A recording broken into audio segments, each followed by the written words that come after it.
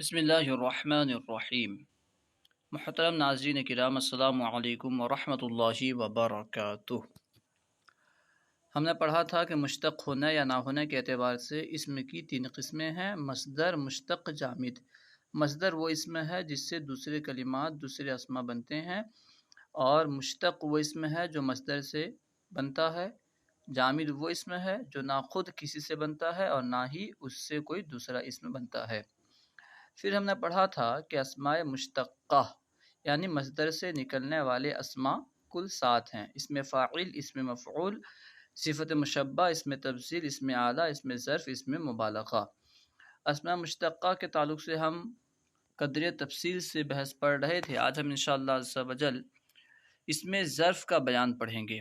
دیکھیے 27واں سبق، اسم ظرف کا بیان۔ سب سے پہلے تعریف بیان کر رہے ہیں کہ اسم ظرف کہتے کسے ہیں۔ اسم ظرف کی تعریف: اسم ظرف وہ اسم مشتق ہے جو کام کی جگہ یا وقت کو بیان کرے۔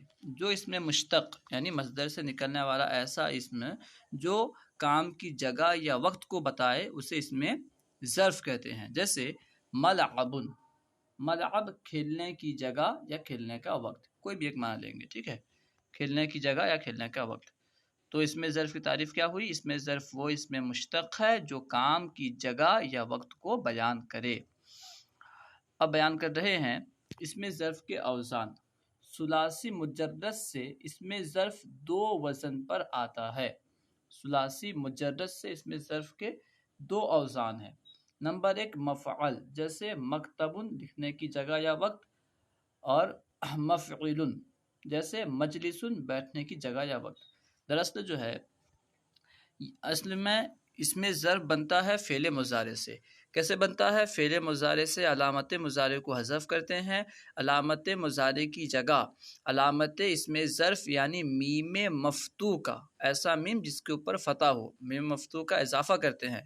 علامت مضارع کو گرانے کے بعد اس کی جگہ میم مفتوح لگاتے ہیں اور آخر میں تنوین لگا دیتے ہیں، کیونکہ مضارع میں تنوین نہیں ہوتی تو آخر میں تنوین لگا دیتے ہیں۔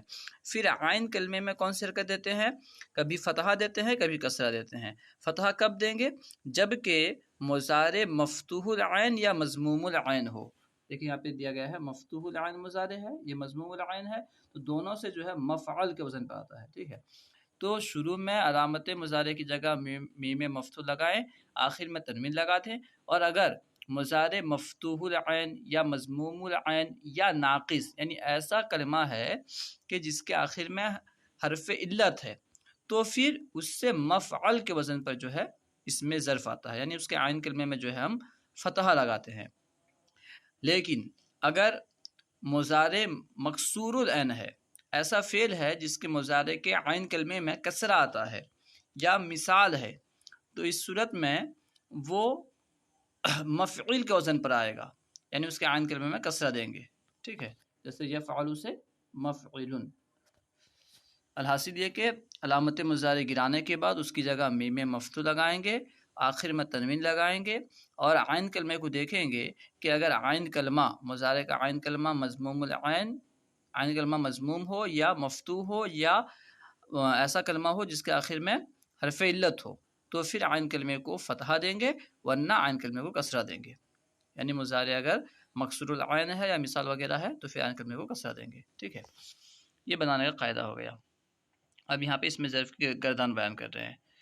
دراصل جو ہے اسم ظرف میں تذکیر و تانیث کا تو فرق نہیں ہوتا، یعنی اس میں ظرف جو ہوتا ہے اس میں مذکر کے لیے الگ، مؤنث کے لیے الگ ایسا نہیں ہے، ایک ہی صیغہ مذکر مؤنث دونوں کے لیے استعمال ہوتا ہے، تذکیر و تانیث کا اس میں فرق نہیں ہوتا۔ البتہ کبھی ایسا ہوتا ہے کہ کسی شے کی کثرت کو بیان کرنے کے لیے، شے کی کثرت کو ظاہر کرنے کے لیے، واضح کرنے کے لیے مفعلتن کے وزن پر جو ہے اسم ظرف کو لایا جاتا ہے، یعنی آخر میں تا لگا دیتے ہیں۔ جیسے کہتے ہیں مکتبتن یعنی کثیر کتابوں کی جگہ، مرکز۔ اس طرح مقربتن، الحاصل یہ کہ اس میں جو تا ہے یہ تا تانیث کے لیے نہیں ہے، ٹھیک ہے، یعنی اس میں ظرف میں مذکر مؤنث کے لیے ایسا نہیں ہے کہ مذکر کے لیے مفعل، مؤنث کے لیے مفعلہ، مفعلتن، ایسا نہیں ہے۔ تذکیر تانیث کا اس میں فرق نہیں ہوتا، لیکن شے کی کثرت کو ظاہر کرنے کے لیے کبھی ایسا ہوتا ہے کہ آخر میں تا لگاتے ہیں. ٹھیک ہے، یہ تو ثلاثی مجرد سے اس میں مفعول کی بحث ہو گئی کہ ثلاثی اس میں ظرف کی بحث ہو گئی کہ ثلاثی مجرد سے اس میں ظرف جو ہے مفعل یا مفعول کے وزن پر آتا ہے. لیکن ثلاثی مجرد کے علاوہ جو ابواب ہیں جیسے ثلاثی مزید فی یا رباعی مجرد وغیرہ، ان سے کس وزن پر آئے گا؟ جس طرح اس میں مفعول بنتا ہے ٹھیک اسی طرح جو ہے اس میں ضرب بھی استعمال ہوگا. ٹھیک ہے، یعنی علامت مضارع کو حذف کرنے کے بعد وہاں پہ جو ہے میم مضموم لگائیں گے، آخر سے ما قبل کو جو ہے فتحہ دیں گے، اگر فتحہ نہ ہو اور آخر میں تنوین لگا دیں گے. اس طرح جو ہے اس میں ظرف بنے گا. جس طرح اس میں مفعول ہوتا ہے غیر ثلاثی مجرد کا، ویسے ہی اس میں ظرف بھی استعمال ہوگا. ٹھیک ہے، یعنی ایک ہی جگہ اس میں ظرف اس میں مفعول دونوں کے لیے استعمال ہوگا. اب گردان دیکھیے، اس میں ظرف کے وزن مفعل کی گردان، مفعلون کے وزن کی گردان، جیسے مشربن پینے کا ایک وقت یا جگہ، صیغہ واحد اس میں ظرف. مشربانی پینے کے دو وقت یا دو جگہیں، صیغہ تثنیہ اس میں ظرف. مشارب پینے کے بہت سے وقت یا جگہیں، صیغہ جمع اس میں ظرف. اس میں ظرف کے وزن مفعل کی گردان. مضرب کیونکہ اس کے مضارع کے عین کلمہ میں کسرہ آتا ہے تو اس لیے جو ہے اس کا جو اس میں ضرب بنے گا وہ مفعل کے وزن پر مضرب بنے گا. مضربن مارنے کا ایک وقت یا جگہ، صیغہ واحد اس میں ظرف.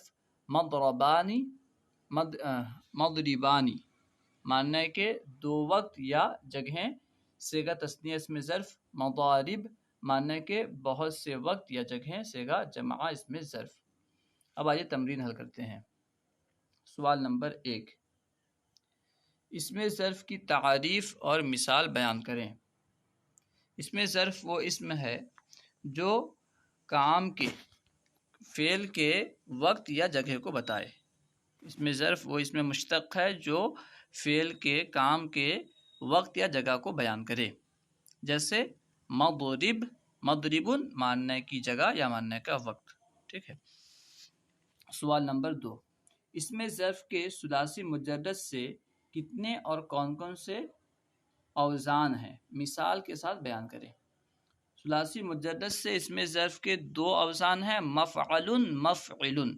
مفعلن جیسا کہ مشربن پینے کی جگہ یا وقت، اور مفعلن جیسا کہ مضربن یعنی ماننے کی جگہ یا وقت.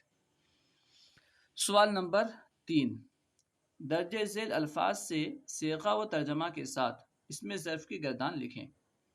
سب سے پہلے ہے مجمعون یعنی جمع ہونے کی جگہ یا وقت. اس کی گردان بنے گی مجمعون جمع ہونے کی جگہ یا وقت، صیغہ واحد اس میں ظرف. مجمعانی جمع ہونے کی 2 جگہیں یا وقت، صیغہ تثنیہ اس میں ظرف. مجامع جمع ہونے کی بہت سی جگہیں یا وقت، صیغہ جمع اس میں ظرف. مدخلن داخل ہونے کی جگہ یا وقت. مدخلن داخل ہونے کی ایک جگہ یا وقت، صیغہ واحد اس میں ظرف. مدخلانی داخل ہونے کی 2 جگہیں یا وقت، صیغہ تثنیہ اس میں ظرف. مداخل داخل ہونے کی بہت سی جگہیں یا وقت، صیغہ جمع اس میں ظرف. منزلن اترنے کی جگہ یا وقت. منزلن اترنے کی جگہ یا وقت، صیغہ واحد اس میں ظرف. منزلانی اترنے کی 2 جگہیں یا وقت، صیغہ تثنیہ اس میں ظرف. منازل اترنے کی بہت سی جگہیں یا وقت، صیغہ جمع اس میں ظرف. سوال نمبر 4، درج ذیل الفاظ سے صیغے کی پہچان کریں اور ترجمہ کریں. کون سا صیغہ ہے پہچان کرنی ہے اور ترجمہ کرنا ہے. مقاعد یہ اس میں ظرف جمع کا صیغہ ہے. جمع اس میں ظرف کا صیغہ ہے، اس کا معنی ہے بیٹھنے کی بہت سی جگہیں یا وقت. مقتل اس میں ظرف واحد کا صیغہ ہے، اس کا معنی ہے قتل کرنے کی ایک جگہ یا وقت. اس کے بعد ہے مطعم کھانے کی ایک جگہ یا وقت، یہ بھی جو ہے اس میں ظرف واحد کا صیغہ ہے.